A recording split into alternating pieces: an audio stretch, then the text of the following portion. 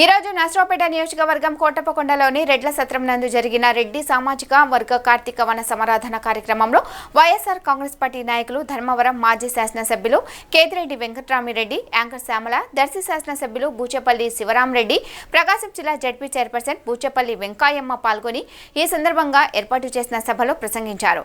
ఈ సందర్భంగా గోపిరెడ్డి శ్రీనివాసరెడ్డి మాట్లాడుతూ ధర్మవరం నియోజకవర్గంలో కేతిరెడ్డి వెంకట్రామిరెడ్డి ఓడిపోవడం ఆశ్చర్యకరమైన విషయమని, ఈవీఎంలను మేనేజ్ చేసి వచ్చిన ప్రభుత్వం చంద్రబాబు ప్రభుత్వం అని తీవ్రంగా విమర్శించారు. మహిళలను రక్షించలేని ప్రభుత్వం ఉన్నా ఒకటే, లేకపోయినా ఒకటే అని అన్నారు. విద్యార్థులకు రియంబర్స్మెంట్ లేదు, వారి సమస్యలకు పరిష్కారం లేదు. మీ అందరికీ సమస్యల తొందరగానే పరిష్కారం లభిస్తుందని, మళ్ళీ జగనన్న తిరిగి ముఖ్యమంత్రిగా అధికారంలోకి వస్తారని, మీరు నేను కలిస్తే మనమని, మనం కలిస్తే జనమని, జనం కలిస్తే జగన్ అని, జై జగనన్న అంటూ తెలిపారు. రెడ్డి కార్తీక వన సమారాధన కార్యక్రమంలో పాల్గొన్న వేలాది మందికి ధన్యవాదాలు తెలియజేశారు. అందరికీ కూడా పేరు పేరు నమస్కారాలు తెలియజేసుకుంటున్నాను.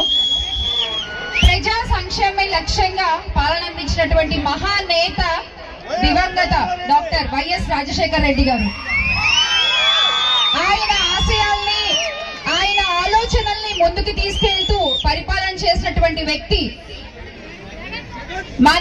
మనందరి అన్న, మనందరి ప్రియమైన నేత మన వైఎస్ జగన్మోహన్ రెడ్డి గారు. జగనన్న అంటే ఒక నమ్మకం, జగనన్న అంటే ఒక ధైర్యం.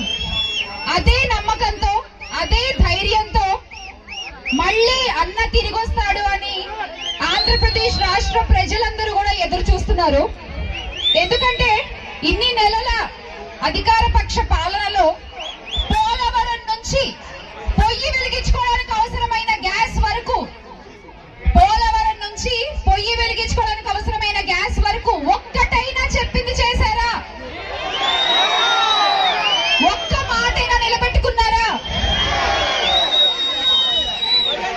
మహిళలకి, బాలికలకి రక్షణ లేదు ఈ రాష్ట్రంలో ఈ రోజున, అవునా కాదా?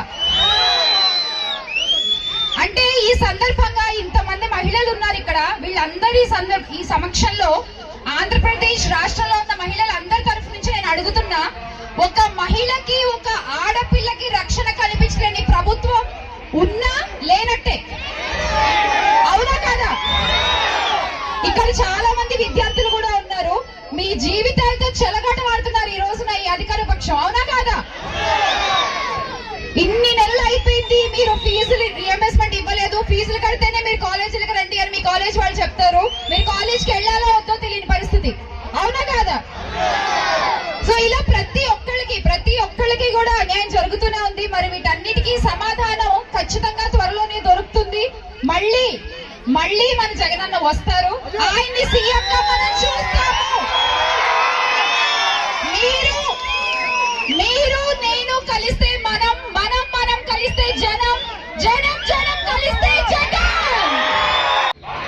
పేరు పేరున ధన్యవాదాలు తెలియజేసుకుంటూ నన్ను ఇక్కడికి పిలిచినటువంటి అన్న శ్రీనివాసరెడ్డి అన్న గారికి, నా మిత్రుడు శివప్రసాద్ రెడ్డి, అదేవిధంగా శ్యామల గారికి, ఇక్కడ విచ్చేసినటువంటి రెడ్డి సోదరిమణులందరికీ కూడా పేరు పేరున ధన్యవాదాలు తెలియజేసుకుంటున్నాను.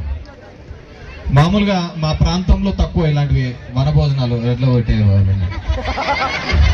అందరూ ఏడున్నారు రెడ్లయ్య తెచ్చుకున్నాను తెలుస్తాను. మాదంతా చాలా తక్కువగా ఉంటాం కాబట్టి కలిసి ఉంటాం అనుకుంటాను. ఈడ ఎక్కువ మంది అయ్యారు కల్లా కొట్లాడుకునేది, పీక్కుండేది ఎక్కువ.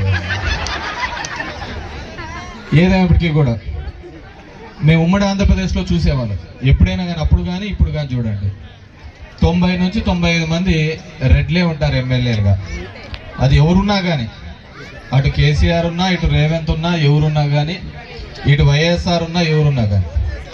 ఎందుకంటే ఆ నాయకత్వ లక్షణాలు మనకు ఎక్కువగా ఉంటాయి. దాంతోపాటు ఒక చెడు కూడా ఉంది, మనకు ఈగో కూడా ఎక్కువ,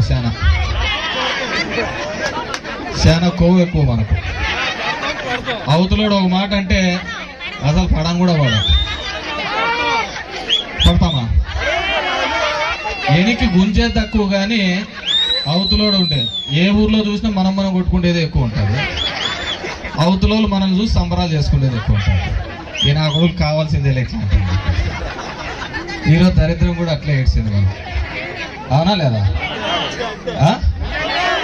5 ఏళ్ళు ఉన్నప్పుడు చక్కగా ఉంటే ఇంకే నా కొడుకైనా అధికారంలోకి వచ్చేయకుండా మనం చక్కగా లేకనా కదా, అవునా కదా? మనం చక్కగా లేకనే ఇదంతా సమస్య. మొన్న మేము పులివెందులకు వచ్చినప్పుడు నాకు పక్కనే ఆనుకోనే జగన్ రెడ్డి దగ్గరికి జనాలందరూ గొప్పలు వస్తున్నారన్నమాట. ఆడ పోతున్న డిఎస్పీ వాడు వచ్చి అన్నాడు, లే మీరు ఈడ కాదురా ఉండాల్సింది, పోలింగ్ బూతుల కాడ చక్కగా పని చేసింటే మీకు ఈ కర్మ వచ్చేది కాదురా అని చెప్పేసి. ఆ బూతుల కాడ మనం సరిగా పనిచేయక ఏదో చెప్తాం కదా ఈగోలు ఇష్యూలతో, మాకేం చేసినాడు మనలో ఒకడు పైన ఉంటే మనం సిల్లుబాటు అవుతుంది. వాళ్ళు లేకపోతే మనకి ఏడుంటాం, జైలంబ పుట్టాగుట్టలు పట్టుకొని తిరుగుతా ఉండాలి, అవునా కదా? కదా నాకంటే మీకు ఆడపిల్లలకు చదువుకునే వాళ్ళకి హాస్టల్లో బాగా తెలిసి ఉంటాయి, అవునా లేదా? కాబట్టి మనం ఎక్కడున్నా కానీ ఆ రాజ్యాధికారం లేక మనం ఉంటేనే మనం 10 మందికి మేలు చేయడానికి అవుతుంది, 10 మంది యొక్క నమ్మకాన్ని మనం సంపాదించుకోవడానికి వీలవుతుంది. ఈరోజు ఈ రాష్ట్ర చరిత్రలో ఎంతో మంది ముఖ్యమంత్రులు వచ్చినారు, కానీ ఆ ముఖ్యమంత్రుల యొక్క కొడుకులు ఎవరే కానీ మళ్ళీ ముఖ్యమంత్రి స్థానంలోకి రాలేదు. ఎవడైనా ఉన్నాడు అంటే అది ఒక్క జగన్మోహన్ రెడ్డి మాత్రమే మనకు. ఈరోజు ఆ జగన్మోహన్ రెడ్డిని ఏదో విధంగా ఇబ్బంది పెట్టాలని ఎలా గుంటనక్కల్లాగా అందరూ చూస్తున్నారు. చూసా మనమేమో మనం పులి మీసించుకొని పులి సింగిల్గా వచ్చాది, మీరు గుంపులుగా రండి అండి. పులి సింగిల్గా కాదు, కానీ దాంట్లో రాజనీతి కూడా ఉండాలి. ఏదో విధంగా అధికారంలోకి రావాలి అని చెప్పి చంద్రబాబు నాయుడు నోటికి వచ్చినట్టు కూర్చొచ్చినాడు. మనం చూస్తే ఎక్కడే కానీ అబద్ధం చెప్పకూడదు, చెప్తే చేసే తీరాలని. అది ఎట్లుంటుందంటే మన పురాణాలన్నీ చూసినా కానీ సత్యహరిశ్చంద్రుడు అన్ని నిజాలే చెప్పారు. యాడివే ఎక్కడ పోయినాడు రాజు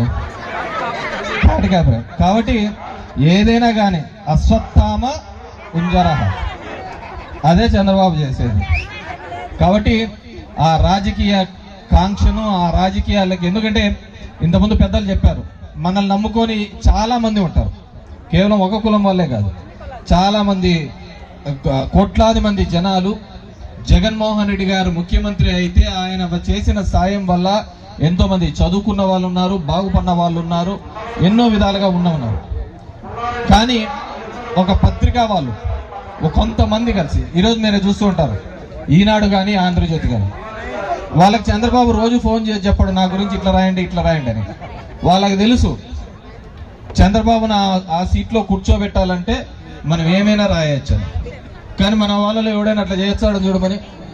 నాకు వాడు ఉండే కొండారెడ్డి అని, వాడు నేను ఏదో హాస్పిటల్ పోయినా, వచ్చి ఇట్లా ఎదురుగా వచ్చినాడు, ఏం కొండారెడ్డి బాగున్నావు అంటే బాగున్నాను, నేను హాస్పిటల్కి పోయినా.